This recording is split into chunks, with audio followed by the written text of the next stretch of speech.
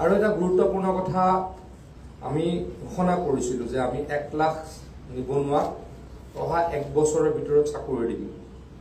আৰু সেই প্ৰক্ৰিয়াৰ আৰম্ভণি আজি আমি আমাৰ 15,000 যি পুলিচত খালী পদ আছে তাৰ কাৰণে বাছনি কৰিবলৈ সিদ্ধান্ত লৈছো, যিটো কোভিড-19ৰ কাৰণে বন্ধ হৈ আছিল। আৰু এই প্ৰক্ৰিয়া আৰম্ভ হ'ব 1 ছেপ্টেম্বৰৰ পৰা।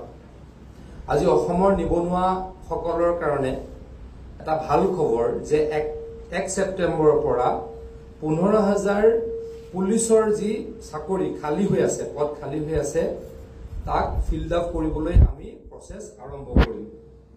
আৰু 5টা নতুন পুলিচ বেটেলিয়ন গঠন কৰাৰ কাৰণে আজিৰ কেবিনেটে আমি সিদ্ধান্ত লৈছো।